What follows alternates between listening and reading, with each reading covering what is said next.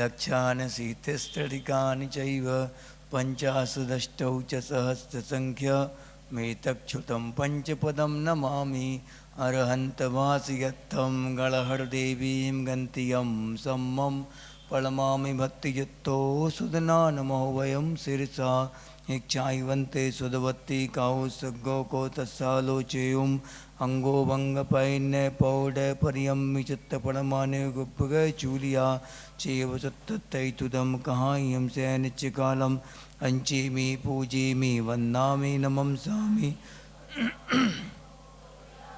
सुगैगमनं समाय मननं जिनगुण संपत्तियो मज्जं नमोस्तु अपराणिक स्वाध्याय विलयां श्रीमदाचार्यवत्ती का उत्सर्गं करोमि हम।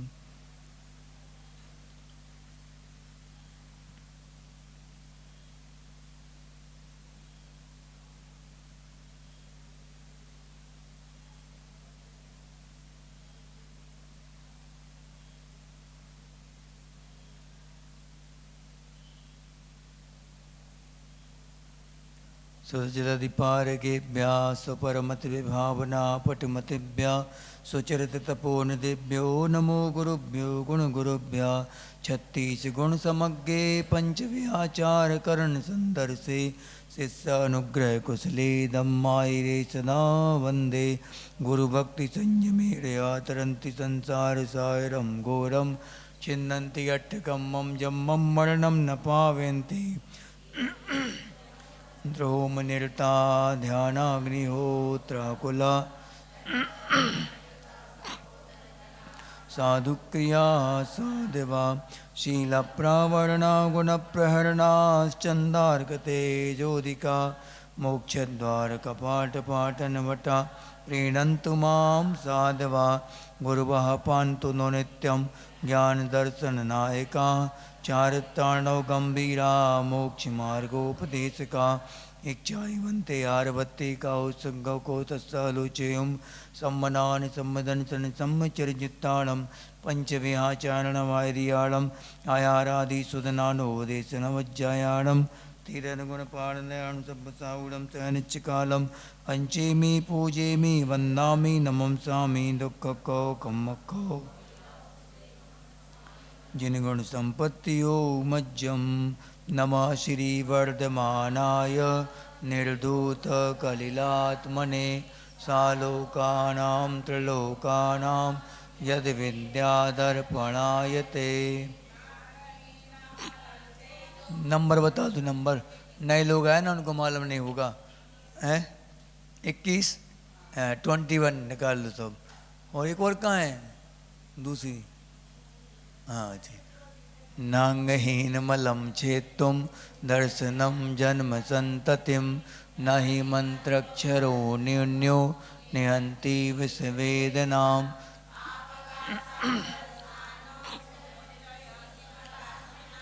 गिरिपातोऽग्निपातश्च लोकमूलं निगद्यते मरोपलिप्सया सावान् रागद्वेषमलीमसा देवता यदुपासीत देवता मूलमुच्यते सग्रन्थारम्भहिंसानां संसारावर्तवर्तिनाम्।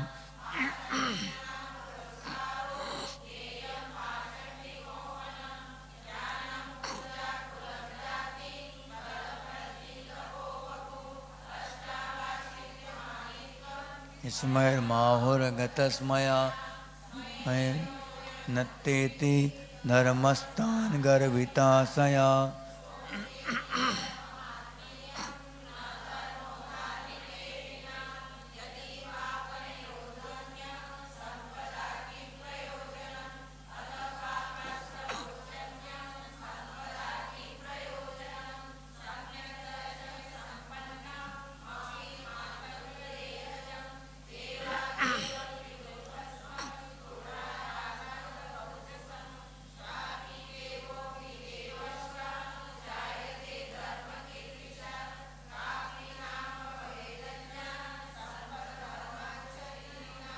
मया सा स्नेहलोभाच्च कुदेवागमलिङ्गिनां प्रणामं विनयं चैव न कुर्युः शुद्धदृष्ट्या चारित्रात् साधिमानमुपास्नुते दर्शनं कर्णधारं तन् मोक्षमार्गे प्रचक्षते विद्यावृत्तस्य सम्भूति तिथिवृद्धि फलोदया न सन्त सति सम्यक्त्वे बीजाभावे तरोरिव निर्मोहो नैव मोहवान् अनगारो ग्रही श्रेयान् निर्मोहो मोहिनो मुने न सम्यक्त समं किंचित् त्रैकालेति जगत्यपि श्रियो श्रेयश्च मिथ्यात्व तमं नान्यतनुमृताम् सम्यक् दर्शन शुद्धा नारक्त्रयन्नपुंसकस्तित्वानि दिशकुलविकृताल्पायुर्दरिद्रतां च व्रजन्ति ना प्रवतिका ओजस्तेजो विद्या वीर्यसो वेद्दि विजय विभो सनाथा महाकुला महार्ता मानव तिलका भवन्ति दर्शन पूता अष्टगुण पुष्टि तुष्टा दृष्टि विशिष्टा प्रकृष्ट शोभा जुष्टा अमराप्सरसां परिषदि चिरं रमन्ते जिनेन्द्र भक्ता स्वर्गे नवदि सप्ततिरद नाधीसा सर्वभूमिपतयश्चक्रं वर्तयितुं प्रभवन्ति स्पष्टदिशा छत्रमौलिशेखरचरणा अमरासुरनरपतभिर्यमधरपतभिश्च नूतपादाम्भोजा दृष्ट्या सुनिश्चितार्था वृश्चक्रधरा भवन्ति लोकशरण्या शिवमजरमरुजमक्षय मव्यावाहत काष्ठागत सुख विद्या विभवम विमलम भजन्ति दर्शन देवादिदेवे का जराट श्री संभवनाथ भगवान की वर्तमान शासनायक श्री महावीर भगवान की आचार्य भगवंत श्री समंत भद्रदेव की आचार्य गुरुदेव श्री विद्यासागर जी महामुनिराज की नवाचार्य श्री समय सागर जी महामुनिराज की मुनिवर श्री 108 अजित सागर जी महाराज की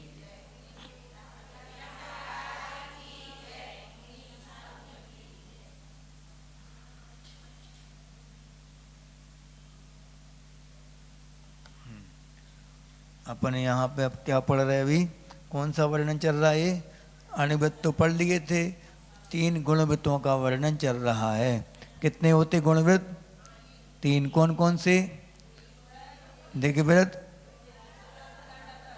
अनर्थ दंड व्रत और भोगोपभोग परिमाण व्रत ये 3 गुणव्रत होते हैं तो इन 3 ये क्या है सब गुणव्रत यानी जो कि हमारे अणुव्रतों में वृद्धि कर दे जो 5 पापों का जो त्याग किया था मूल में हमने क्या बताया था एक बार बताया थी ना हम तो मतलब सबको कि मूल में क्या होता है सब व्रतों का सबसे बड़ा व्रत कौन सा होता है अहिंसा व्रत चाहे वो अणुव्रत हो चाहे महाव्रत हो अहिंसा की रक्षा के लिए बाकी के 4 व्रत रखे गए बाकी मूल में क्या है अहिंसा चोरी भी करेंगे चोरी भी का त्याग करेंगे तो क्यों करेंगे क्योंकि अहिंसा को ठेस ना पहुँचे चोरी करने से दूसरे का आहत होता कि नहीं होता अपना आहत भी होता और दूसरे का भी आहत होता इसलिए अहिंसा के साथ ये अचौर्य या अब्रह्म ये सब रखे गए इसके लिए पूरे तो सबसे पहले झूठ है अब झूठ बोलने से दूसरे का भी आहत होगा अपना भी आहत होगा इसलिए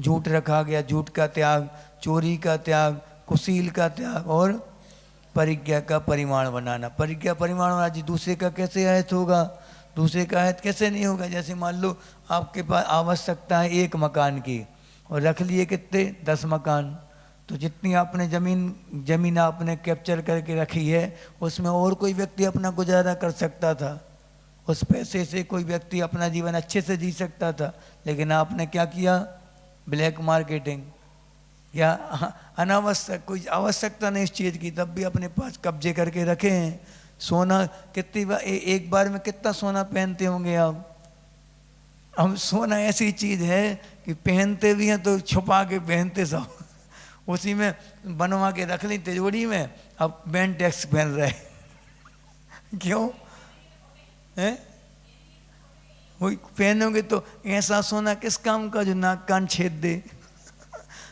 मार्केट में निकल नहीं पा रहे अपन पहन के वो चीज़ तो मतलब क्या रखने का विशेष पार्टियों में पहनते, वो भी गार्ड के साथ, कि गार्ड साथ में चलता है देखने वाला। कोई छीन वीडियो फुटेज देखो, जहाँ वीडियो कैमरा नहीं होगा वहाँ नहीं जाएंगे पहन के, हमने के लिए सबना। ये क्या है, जितनी जितनी कीमती चीज़ होगी उतनी आप उससे भोग नहीं पाओगे, उसके लिए ये पक्की बात है। इसलिए इन सब चीज़ों में कभी ममता नहीं रखना।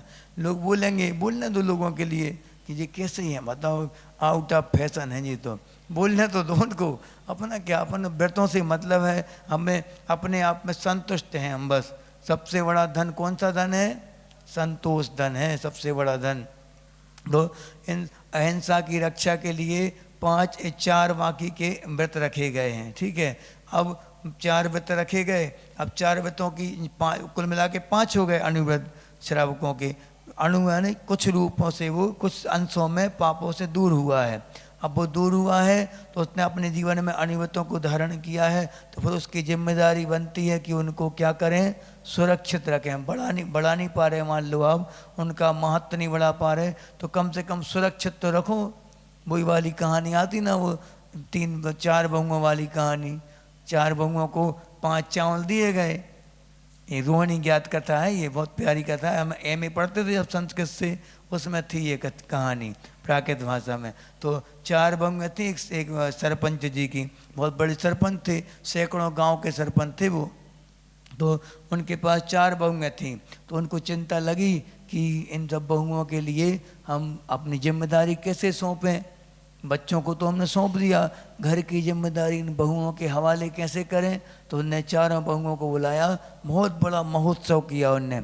100 गांव के लोग, सब हजारों लोग आए उनके उत्सव में, आए, सबको खाना पीना खिलाया और सबके सामने पहली बहू को बुलाया, बड़ी बहू। सब बहुओं को 5 चावल अलग अलग करके उनने अलग अलग से बुला के 5 को दे दिया, 4 को 4 5 चावल निकाल के दे दिए और कहा कि जब मैं मांगू तब दे देना, ऐसा कहा। अब पहली बहू जो थी, बड़ी बहू, ये सब 3 ही खड़ी रहो, बड़ी बहू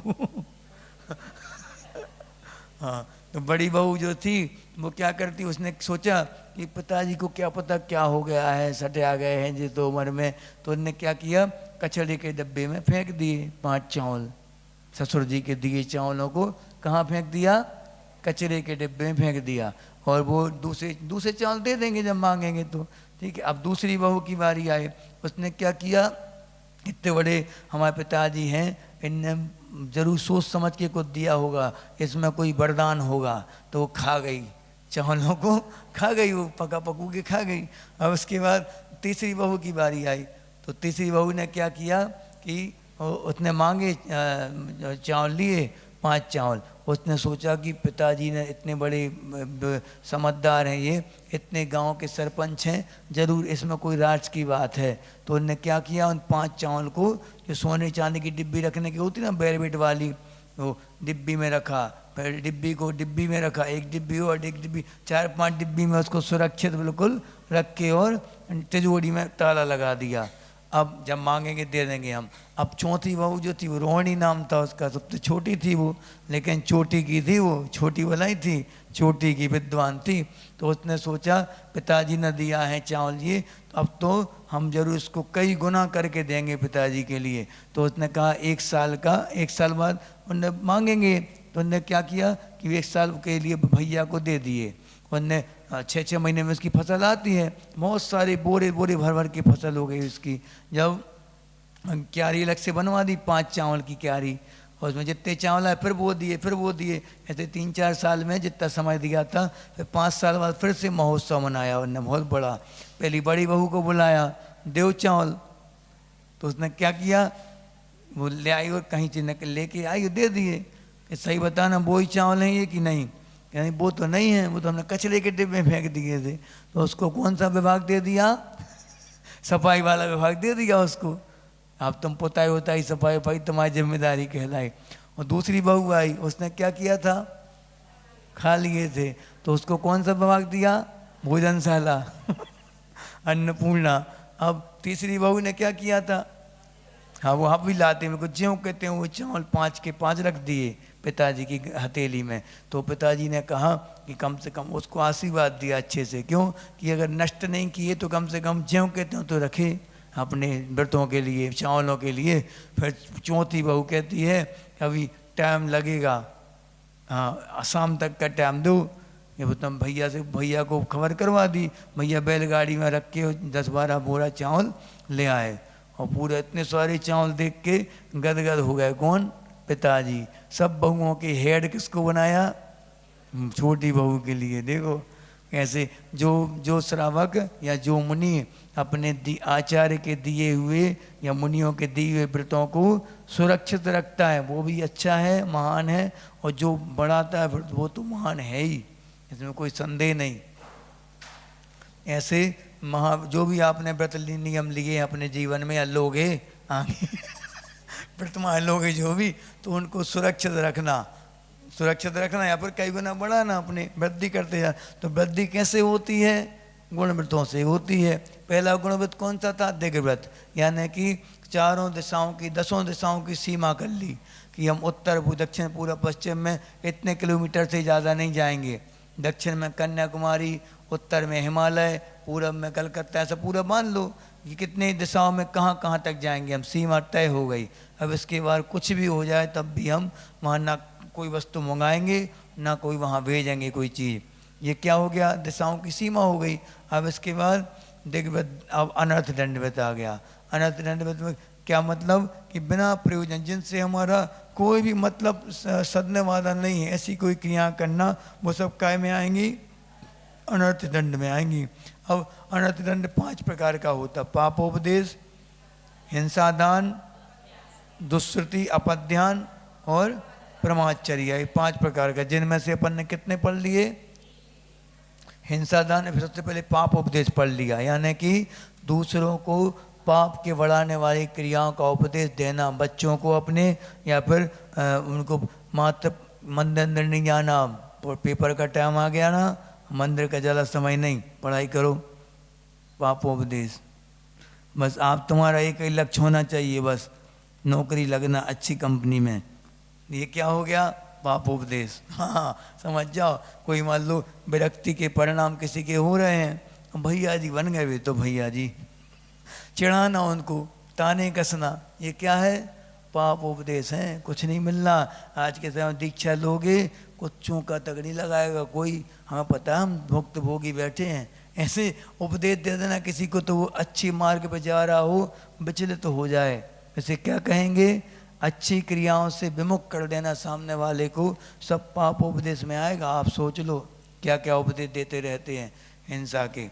अब इसके बाद पापोपदेश, हिंसा दान, यानी कि कुदाली है, तलवार है, चैन है, या जो कोई भी रस्सी है, ये सब किसी को नहीं देना। आग है, आग किसी को दे दोगे वो किसी का घर जला देगा या अपने खुद की आत्मदाह कर लेगा, आत्महत्या कर लेगा, कुछ भी। तो इसलिए इन सब चीज़ों, कोई व्यक्ति जो रहेगा अपनी वस्तु, अपने हथियार वगैरह, कुछ चाकू वगैरह किसी को कभी नहीं देगा।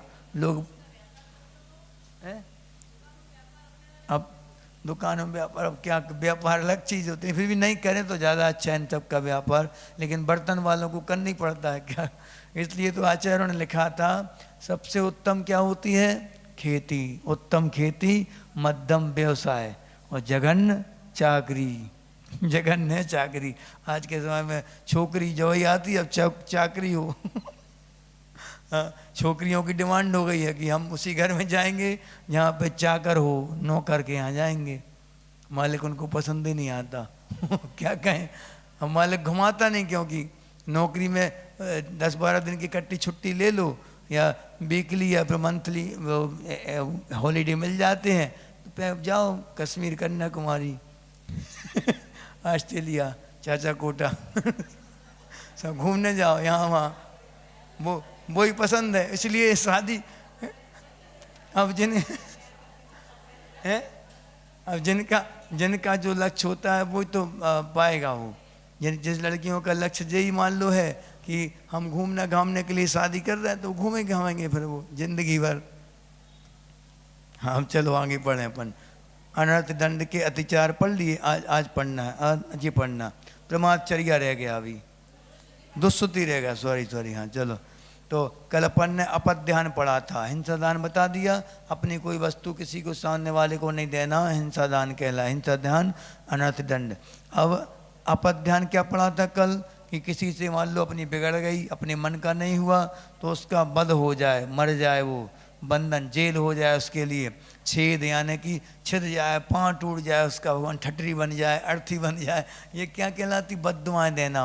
मन ही मन में बद्दुआएँ कोसना सामने वाले को, उसका जो कर्म के अनुसार होगा होगा, तुम्हारा तो दुर्गति निश्चित है। जो व्यक्ति ऐसे बद्दुआएँ देगा बच्चों के लिए या किसी के लिए भी, तो उसका निश्चित है कि उसकी दुर्गति तो पक्की कहलाई। हाँ, अब और मान लो राग के कारण स्त्रियों के बारे में सोचना, किसकी स्त्री कैसे मिल जाए, पुरुषों के बारे में सोचना, उल्टा सीधे विचार करना, उनके पाने की प्लानिंग करना, मोबाइल पर उल्टी सीधी चीज़ देख के सोचना, ये सब सोचना भी उसी में आएगा। कितना नियंत्रण कर दिया देखो आचार्यों ने, क्या बोला? इन्हीं में से एक मुनि बनेगा कोई। प्रतिमाधारी का लक्ष्य क्या होता है? हमारी अंतिम सांस निकले तो महाव्रत के साथ निकले। हर प्रतिमाधारी इसलिए प्रतिमाएं लेता है या व्रत लेता है, आजीवन ब्रह्मचर्य व्रत कुछ भी लेता है, क्योंकि हमें क्या बनना है?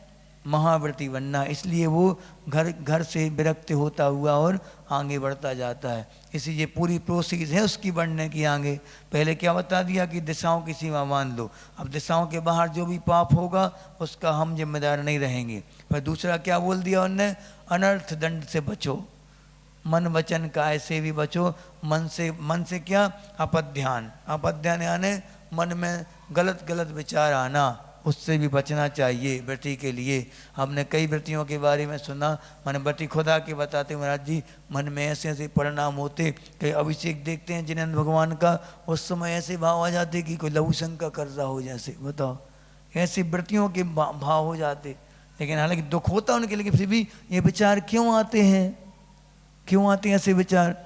मलमूत्र दिखता रहता उनके लिए हमेशा, क्योंकि आपने ऐसे भावनाओं को पाला है अंदर अंदर अपने, बार बार उसी तरफ ध्यान जाता, पुरानी चीज़ों को छोड़ ही नहीं पा रहे, पुराने भोगे हुए भोगों को छोड़ नहीं पाते, बहुत मुश्किल से छूटते भोग।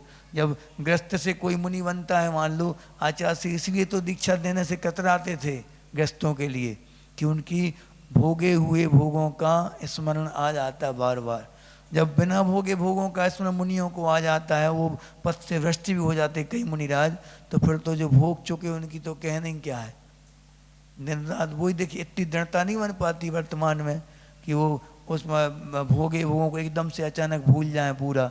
जैसे पहले के राजा महाराजा लोग होते थे, भूल कौन पाता है? जो क्रमबद्ध तरीके से चढ़ेगा आगे वो भूल जाएगा। ये प्रतिमाओं की गलत इसलिए प्रतिमाएं रखी गई हैं कि ऐसे अच्छे मुनिराज अपन को मिले आगे चल के, जो प्रतिमाओं का निर्दोष पालन करते हुए आगे बढ़ेंगे, तब तो जाके वो मुनि की भूमिका निभा पाएंगे। नहीं तो वहाँ जाके तुम सोचो कि सीधे बन जाएंगे डायरेक्ट हमारी का या मुनि, तो ऐसा थोड़ी होगा।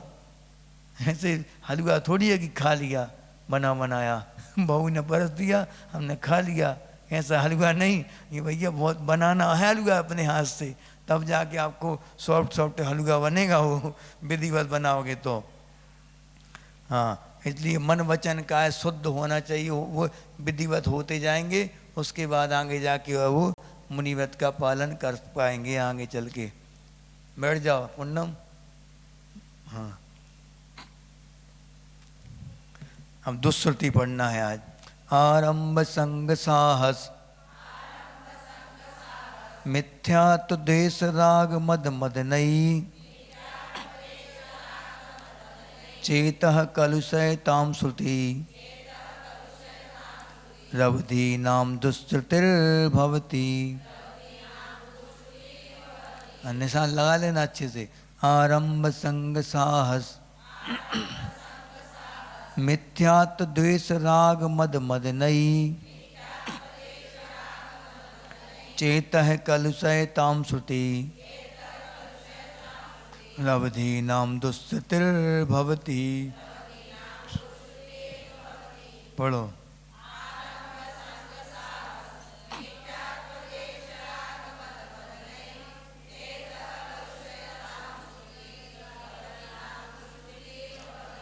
बन जाएगा सबसे। फिर से पढ़ाएं। दिक्कत तो नहीं कोई पढ़ने में हैं? ठीक है, पीछे बन जाएगा पढ़ते, नहीं बनेगा भरते पढ़े। नीचे वाली, चेत कलुषय ताम श्रुति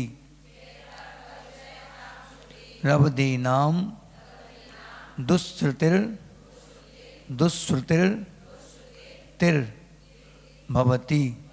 ये विसर्ग रेप जो है इसके साथ आ जाएगी, ती के साथ। ठीक, पढ़ो एक बार फिर से।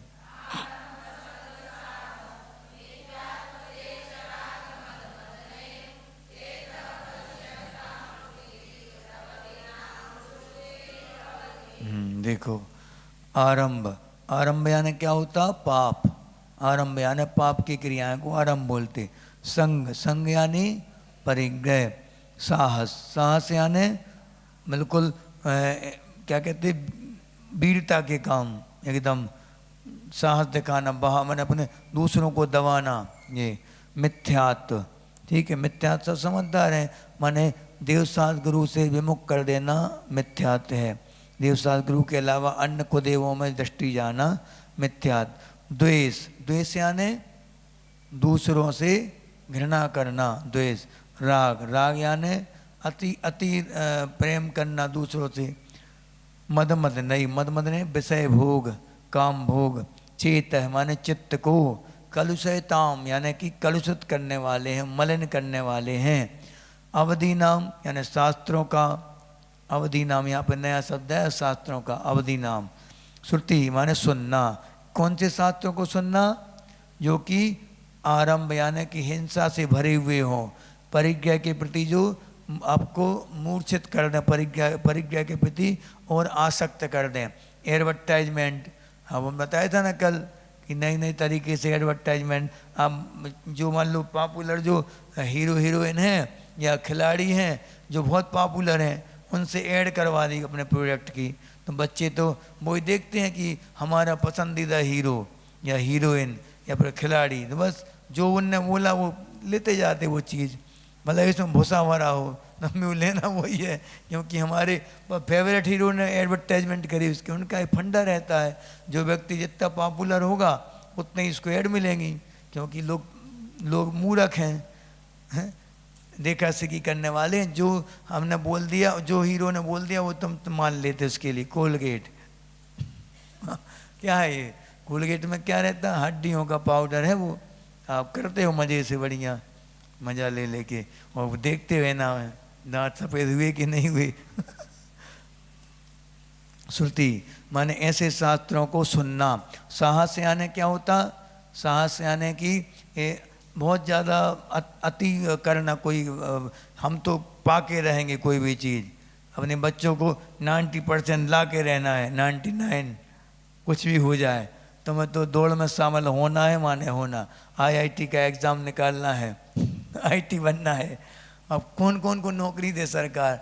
99% में भी इतना कंपटीशन बढ़ गया है कि अब सरकार किसको नौकरी दे?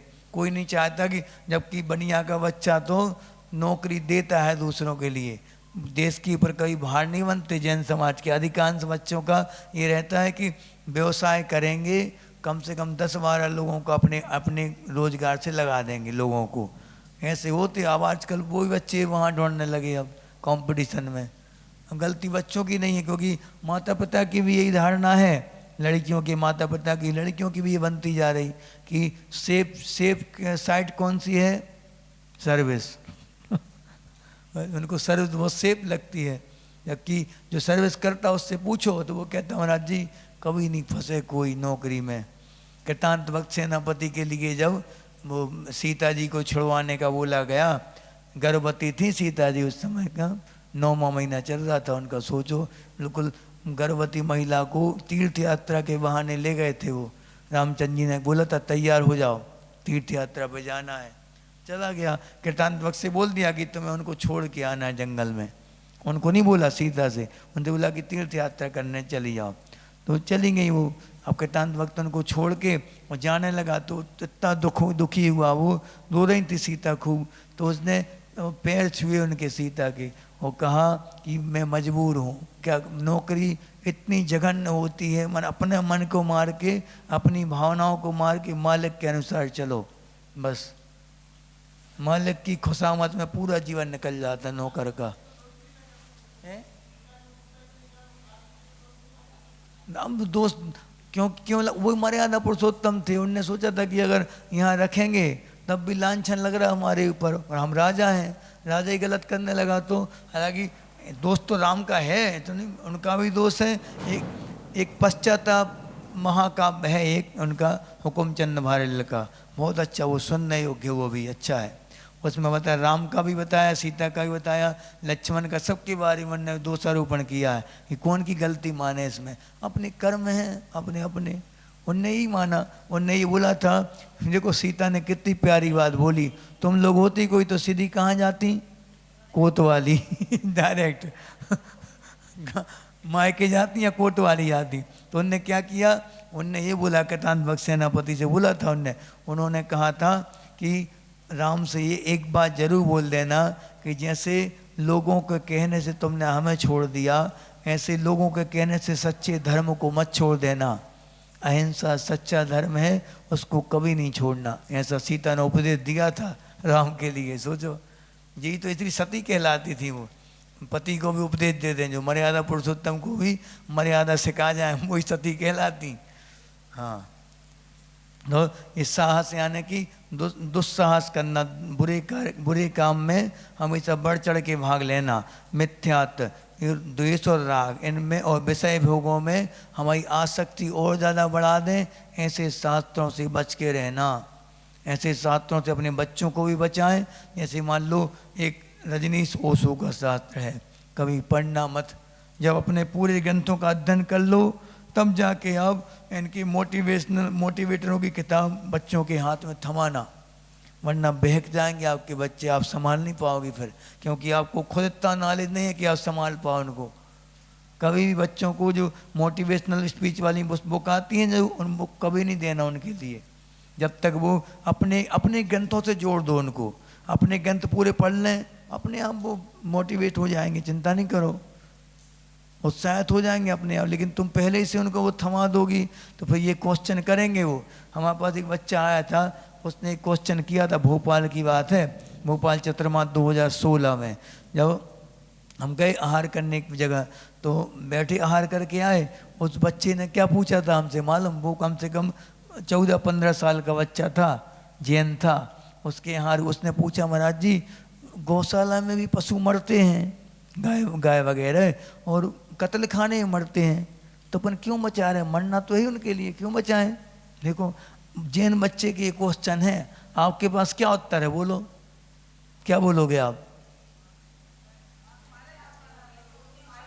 उनसे हमने, उस बच्चे से हमने एक ही बात पूछी, हमने कहा तुम ये बताओ, आपको जैसे 20-25 बच्चे हैं, उन सबको लाइन से बांध दिया जाए सांकर से, और एक एक करके उनका गर्दन अलग कर, एक तड़प रहा है, यहाँ बिल्कुल तड़प रहा है, बिलबिला रहा हो, चिल्ला रहा है, चीत्कार मचा रहा है सब, और वहाँ आपकी बारी आने वाली है।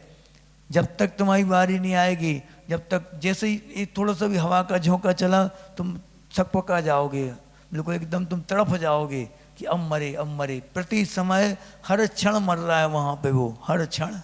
और यहाँ पे नमोकार मंत्र सुनते सुनते सेवा हो रही, उसकी हाथ फेरा जा रहा प्यार से, और फुचकार से उनको खिलाया पिलाया जा रहा, सब कुछ कर, उनकी केयर हो रही पूरी। और हो सकता मुनिराज के दर्शन में, आचासी के दर्शन में जाते थे गौशालाओं में गायों के लिए, सम्यक दर्शन की प्राप्ति हो सकती थी वहाँ। यहाँ कुछ नहीं होना, यहाँ सिर्फ आठ रौद्र परिणाम से मरण करके, और नियम है नीची गति में नियम से जाना उसको पक्का। आप सोचो कितना अंतर है दोनों में, बहुत अंतर है। हमने उस बच्चे को बताया, फिर उसको उसने कहा महाराज जी ये बात मम्मी ने बताई नहीं कभी, मम्मी को हो कछु नॉलेज तो बताएं, पढ़ा हो कभी, छुआ हो शास्त्र तो बताएं। ऐसे ऐसे क्वेश्चन करते बच्चे की माँ बाप, शांत रहा करो, कितने क्वेश्चन करते, ऐसा कह के आप शांत कर देते उनको, दोबारा उनके मन में कोई क्वेश्चन नहीं उठेगा। प्यार से समझाओ, नहीं बन रहा तो स्वीकार कर लो कि हमसे नहीं बनता, महाराज जी के पास चलते, वहाँ पूछ लेंगे अपन, चलो। बोला कभी, टाइम ही नहीं है। ऐसा निकाला कर तो बच्चे पालना आसान, कल ही बताया था गन कल्चर के बारे में। इसलिए कभी बच्चों को ऐसा मत छोड़ो कि हाँ ये हो गया था। मिथ्यात राग दे चेत कलुषय ताम श्रुति, यानी ऐसे शास्त्रों को श्रुति यानी सुनना या सुनाना दुस्तुतिर भवती, ये दुस्तुति नाम का कौन सा वो अनर्थदंड है, दुस्तुति नाम का। ठीक, ना इनको सुनना ना सुनाना, जिनसे काम वर्धक चीज़ें बढ़ जाएं, जिससे अपनी उत्तेजित हो जाए इंद्रियां अपनी, ऐसी चीज़ों को, ऐसे गानों को, ऐसी पिक्चरों को ना देखना ना दिखाना किसी को। ठीक, चलो प्रमादचर्या नाम का अनर्थ दंड पढ़ेंगे हम। क्षिति सलिल दहन पवना, क्षिति सलिल दहन पवना, रंबम विफलम वनस्पति छेदम, शरणम सारणमपि च प्रमादचर्यां प्रभासन्ते। क्षितिसलिल दहन पवना, रंबम विफलम वनस्पति छेदम, शरणम सारणमपि च प्रमादचर्यां प्रभासन्ते। पढ़ो।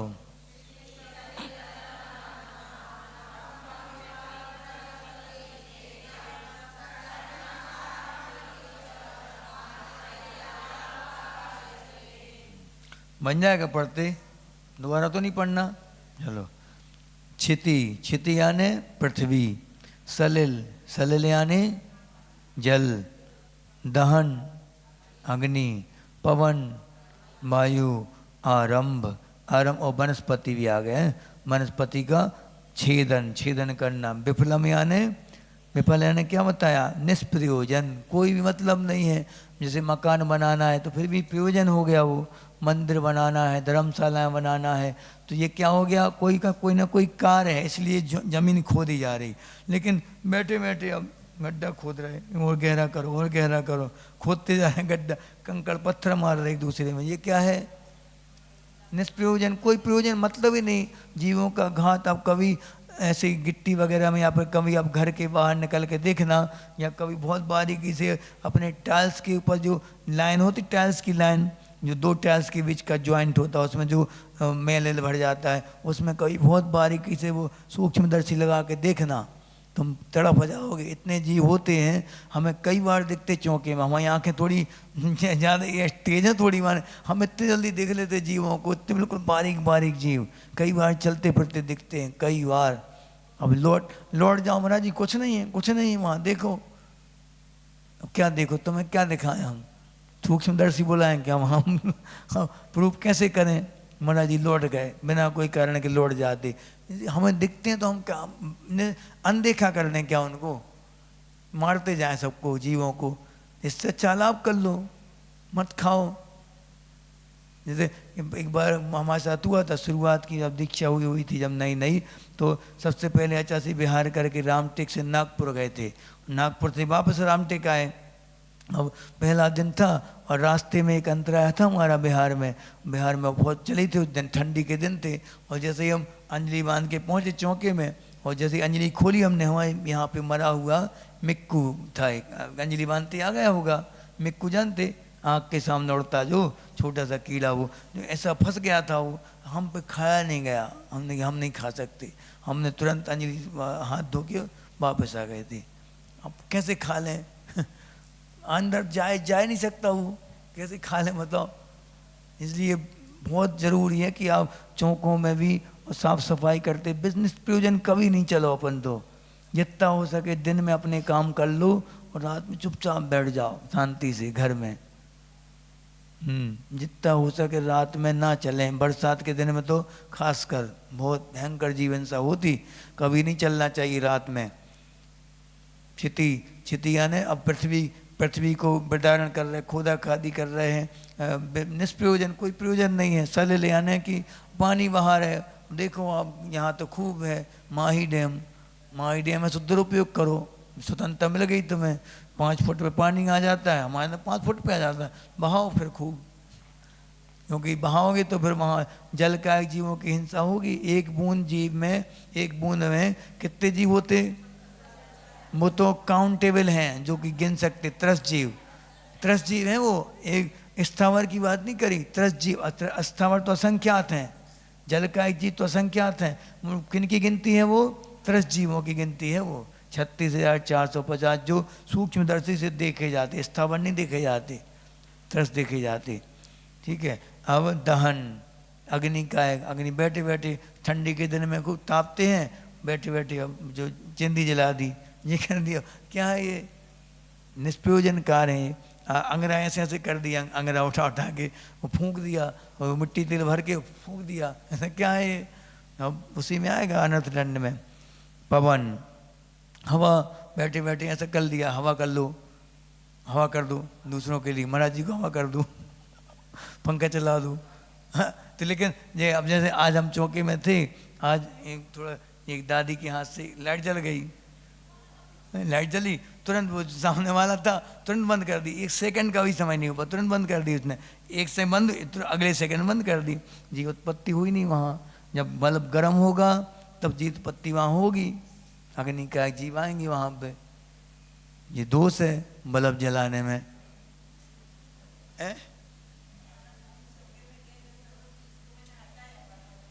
हाँ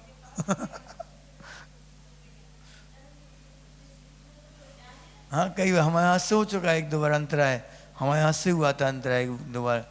माता जी को, विज्ञानमती माता जी को पथरिया आई थी, वो उस समय हो गया था अंतराय। हाँ, शरणम सारणम अपीच, देखो वनस्पति का छेदन करना, पवन आरंभ यानी पाप के कार्य करना, और विफलम यानी निष्प्रयोजन, वनस्पति का छेदन करना। जा रहे हैं, पत्ती तोड़ दी, जबकि पत्ती में, एक पत्ती में असंख्यात जीव होते हैं, अनंत जीव होते, अनंत जीव होते वहाँ पर। साधारण है वो वनस्पति, साधारण है, इसलिए पालक की भाजी, धनिया पत्ती, मेथी की भाजी, ये सब चीज़ें वृत्ति व्यक्ति नहीं खाएगा।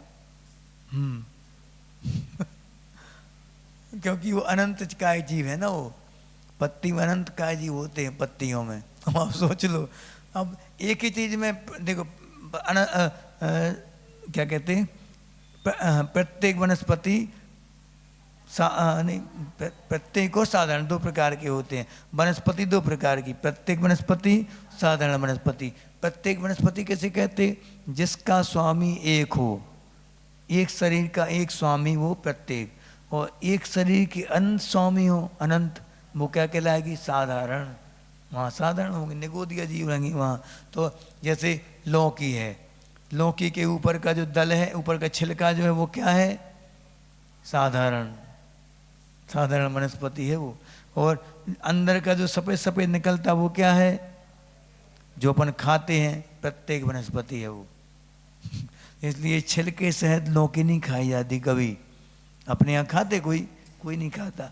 और केला है, केला के ऊपर का छिलका जो है वो क्या है, साधारण वनस्पति है, और अंदर का जो केला वो प्रत्येक है। आम है, आम के ऊपर का छिलका साधारण है, वो खा नहीं सकते आप छिलके को। कई लोग छिलके सहित खा जाते, कई लोग चूस चूस के चूस चूस के खाते, कई लोग खाते कि नहीं खाते, चूस चूस के। जो चूसना आम तो क्या आपने क्या किया, खा लिया, वो छिलके चले जाते कई बार अंदर। सबके साथ यही रहेगी कंडीशन, सबके साथ, करेला हो चाहे केला हो छिलके सबके साधारण में आएंगे। हाँ, अब पहले आम की सुनो, आम के ऊपर का है जो वो साधारण, अंदर का जो पीला पीला है वो प्रत्येक, और गोई जो है, गोई अंदर गुठली, वो क्या है, साधारण। सोचो, गुठली के अंदर एक और गुठली होती है, वो क्या है, साधारण है, ध्यान रखना वो नहीं खाई जाती कभी, है इमली सब्जी बना कौन खाता, अमचूर, वो कच्चा आम पके आम की पूछ लेना भैया, महाराज जी से पूछ लेने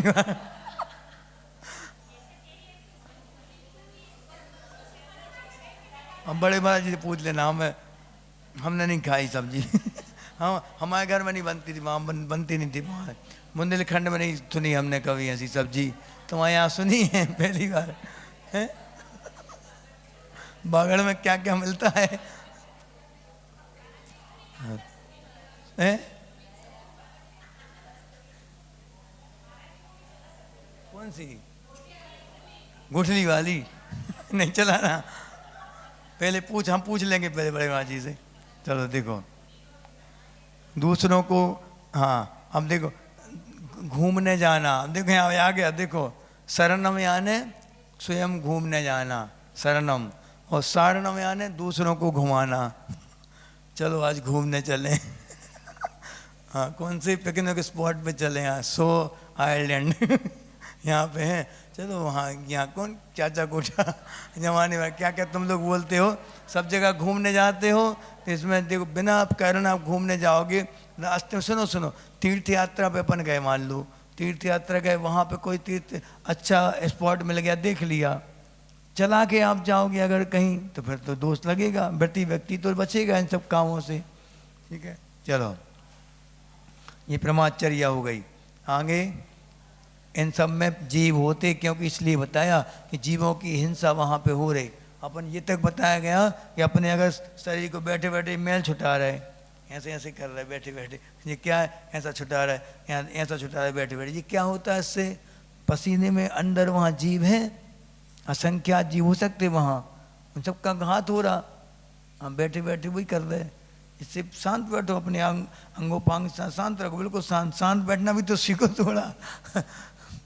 शांत क्यों बताया गया? देखो मतलब आचार्यों का जी मतलब नहीं कि आपको बांध रहे हैं, वो बांधना इसलिए है कि जब तक आप शांत नहीं बैठोगे तब तक अपने आप में आ नहीं सकते आप। जब तक आपके मन में ये रहेगा हम ये कर लें, वो कर लें, वो कर लें, ये भी चलो, ये भी कर लो, ये भी कर लो, जब तक आप इन इच्छाओं को रोकोगे नहीं तब तक तीन काल में भी आप महाव्रतों का पालन नहीं कर सकते।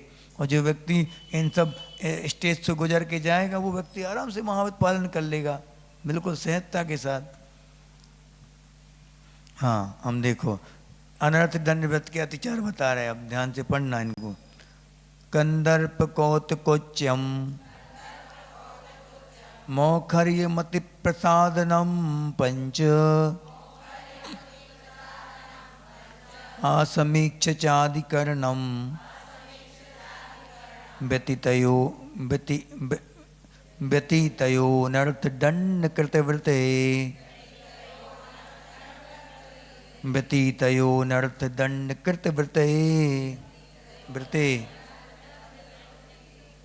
कंदर्प कौतकोच्यम मौखर्य मति प्रसादनम पंच आसमीक्ष चादिकरणम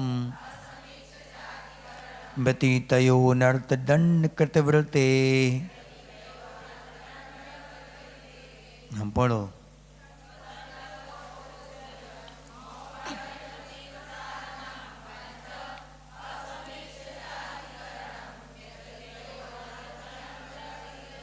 बन जाएगा, सबसे बन जाएगा, हैं? फिर से पढ़ें।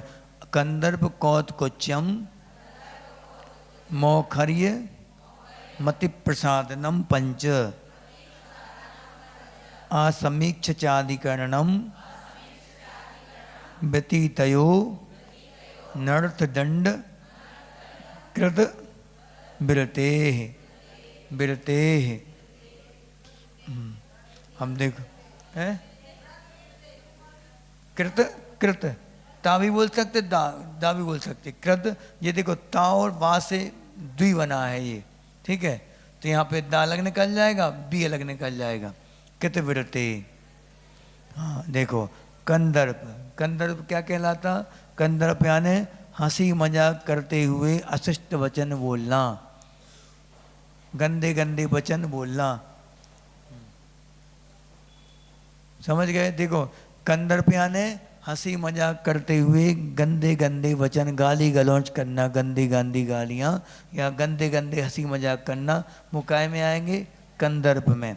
कौतकुच्च यानी हंसी मजाक के साथ साथ कुचेष्टाएं करना, गंदे गंदे सारे करना, अश्लील हरकतें करना, सीटी वगैरह बजाना, ये सब काय में आएंगी? कौत कुच में आएंगे। मोखर्य यानी अधिक व्यर्थ में बोल रहे, बिल्कुल लगातार बोलते ही जा रहे, बोलते ही जा रहे, थके ही नहीं रहे। Talk time unlimited. हम बातें करती महिलाएं, कैसी बातें होती? शुरुआत तो धर्म से होती है, बाकी हम मान रहे बात के लिए होगी शुरुआत हर बात की माता जी महाराज जी से, लेकिन पहुंच कहाँ जाएंगे भगवान जाने। अमेरिका, लंदन, कुवैत कहाँ कहाँ पहुंच जाएगी बात। शुरुआत होगी यहाँ से, प्लेटफॉर्म जैसे अंतरिक्ष यान छूटता ना, कहाँ से छूटता? वो अंतरिक्ष जो स्टेशन होते वहाँ से छूटता है वो, फिर जाता कहाँ है भगवान जाने कहाँ जाता है। हाँ, अधिक बोलना, व्यर्थ में बकवास करना, क्या क्या कहते हैं इसको? बकवास। तुम लोग क्या बोलते हैं? हाँ, बकवास को बकवास ही बोलते जितने ऐसे शब्द हैं सब जगह एक ही अर्थ है उनके। अति प्रसाधनम यानी कि अत्याधिक संग्रह करके रखते, जोड़ने की आदत। अब रखे हैं गद्दा पल्ली, ये गदली हैं, क्या कहते हैं? गुदड़ी गुदड़ी रखी हैं, उसमें 5-7 पीढ़ी इकट्ठी पल गई उसमें पूछो कब के रखे? अरे हमारे दादा परदादा तक इसमें खेले हैं गुदड़ी में, जब से रखे हैं जोड़ के वो फेंके ही नहीं रहे। अब फिर से काम आ जाएंगे महाराज जी, आप समझते नहीं हैं, आपकी गृहस्थी थी नहीं तो आप जानते नहीं। हाँ, हमसे पूछो कैसे पालते गृहस्थी, आप तो गृहस्थी बसाए नहीं, आपको क्या मालूम एक एक पैसा कैसे कमाते? खून की कमाई है खून की कमाई, तो खून के साथ मिला लो कमाई को जोड़ के रखना। इसको क्या बता दिया उनने? अति प्रसादनम यानी कि भोग की सामग्री को आवश्यकता से ज़्यादा धर लिया, जो भी मिला सब रखते। साइकिल पुरानी हो गई, हम कबाड़े में दो नहीं, बैठना नहीं बैठना, दादा परदादा की निशानी है वो हमारे, हम निशानी मान के धरते जा रहे सब कुछ। ये क्या है? अति प्रसादनम इसमें एक्सपर्ट होती महिलाएं, बहुत महिलाएं ज़्यादा एक्सपर्ट होती, पुरुष भी होते हैं। ऐसे कई बार साड़ी रखी, अब 50 साड़ी का नियम है, 50 साड़ी से ज़्यादा नहीं रखेंगे, तो एक नई साड़ी लेना है तो एक साड़ी अलग कर दी तो कैसी? इस अलमारी से निकाल के हमारी गिनती तो इस अलमारी में गिनती की 50 साड़ी हैं, इस अलमारी में नहीं, उसमें तो पुरानी साड़ी रखी हैं। पुरानी का क्या यूज होगा? पर्दा बना दिए, पैरदान बना दिए, पाँव पोंछने वाले बना दिए, गलीचे बना दिए, टीवी का कवर बना दिया, जैसा क्या है ये आपने अभी उस परिक्रिया को छोड़ा नहीं है, उसका यूज़ तो कर रहा है। यूज़ करने से बिल्कुल वो दे दो आप तो नौकर चाकर को, बस वो देने के बाद भी ये नहीं कहो कि हमने दी थी हाँ जी अच्छे लग रहे, बहुत अच्छे लग रहे, ये हमने दी थी साड़ी ये इनके लिए, ऐसा कभी भूलना नहीं। दी वस्तु का कभी गुणगान नहीं करना, भूल जाना बिल्कुल सबसे। कई बार मंदिरों में जाते, हमने रखवाई थी प्रतिमा महाराज जी, हमने रखवाई, हम देखो हमारे परिवार ने रखवाई, हमारे तरीके दो प्रकार महाराज जी। हम सबको सौभाग्य मिला था, जिनेंद्र देव की स्थापना करवाने का सौभाग्य हमारे परिवार को मिला था जी। कितना अंतर है दोनों में महाराज जी। ये भगवान हमने रखवाए, कितना भगवान हमने रखवाए, तुम क्या रखवाओगे उनके लिए? अगर सूर्य मंत्र देने वाले सूर्य मंत्र नहीं देते तो तुम कौन थे? बताओ क्या थी प्रतिमा? धातु की प्रतिमा तो स्टैचू था वो तो। एक सूर्य मंत्र किसने दिया? महाराज जी ने। उनने जब सूर्य मंत्र पढ़े जब तक तो वो बंद नहीं हुई वो प्रतिमा। वो कभी भी अपना ऐसा वो नहीं करना, आवश्यकता से सामग्री इकट्ठी नहीं करना, और असमीक्ष अधिकरणम यानी बिना मतलब के कार्य करना। घूमने जा रहे हैं, फालतू फूल तोड़ रहे, कुछ भी, कोई आप कई प्रकार के होते हैं, आप समझदार हो और सब करते भी हैं। पीएचडी होल्डर बैठे सबके सब करने में अपन को। अब लेकिन सुधार करना, थोड़ा बहुत सुन लिया अपन ने, अब कोई भी अपन व्यर्थ की क्रियाएं करने के पहले एक बार मन में आ भी गया विकल्प कि आज एक महाराज जी ने बताया था ये करना नहीं है, बस स्वाध्याय का फल मिल गया। कितने अब स्वाध्याय भी करते जा रहे, पाप भी करते जाएं तो फिर तो और घातक हो गया वो स्वाध्याय। स्वाध्याय करने का फल एक ही है कि आप पापों से दूर हो जाएं, भले ही कुछ समय के लिए हो। वो क्रम टूटना चाहिए पापों का। अब तक जो करते आ रहे थे पाप, उनमें निरंतरता नहीं होनी चाहिए। अब उनका क्रम टूटना चाहिए। मन से, वचन से, काय से, तीनों से। हाँ देखो अब आगे बढ़े। कंदर्प कौतुक हो गया, हाँ कंदर्प हो गया, कौतकुच, मोखर्य, अति प्रसादन और असमीक्ष अधिकरण, ये हो गए। ठीक है।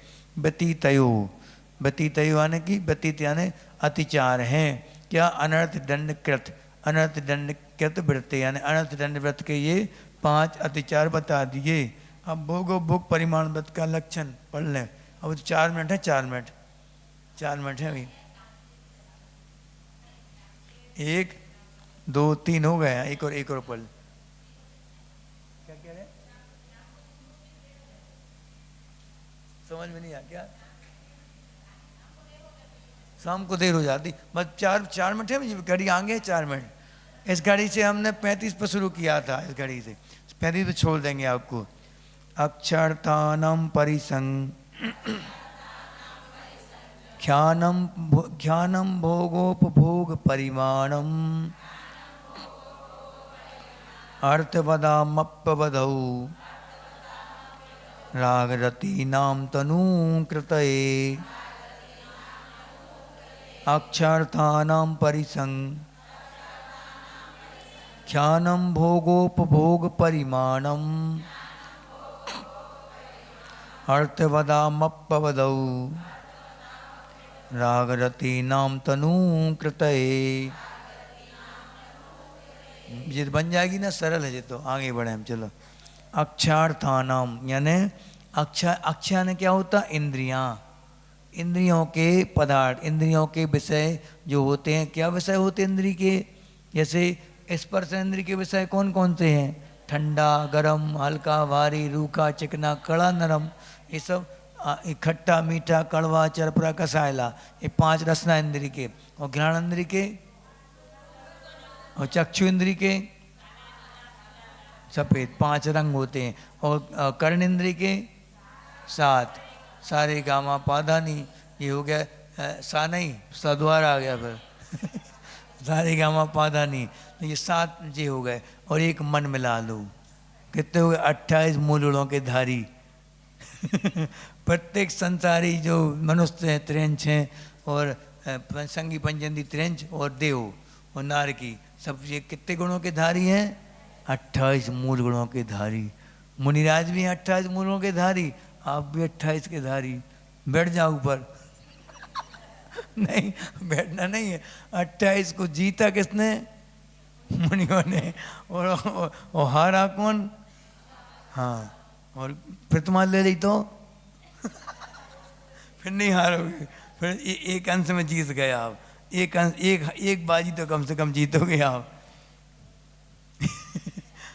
हाँ देखो, अक्षार्थानम परिसंग। अब देखो जी बता रहे हैं यहाँ पे कि कैसे वो वृत्ति व्यक्ति और ज़्यादा जो संख्या बांधी थी, जो काय की संख्या? इंद्रियों के विषयों की जो भोगोपभोग की सामग्री थी, उनका परिमाण किया था कि कितने वाहन रखेंगे, कितने कपड़े रखेंगे, कितनी हरी खाएंगे, कितना सब कुछ भोगोपभोग की जितनी सामग्री होती है सबका अपन ने परिसीमन काय में कर लिया था?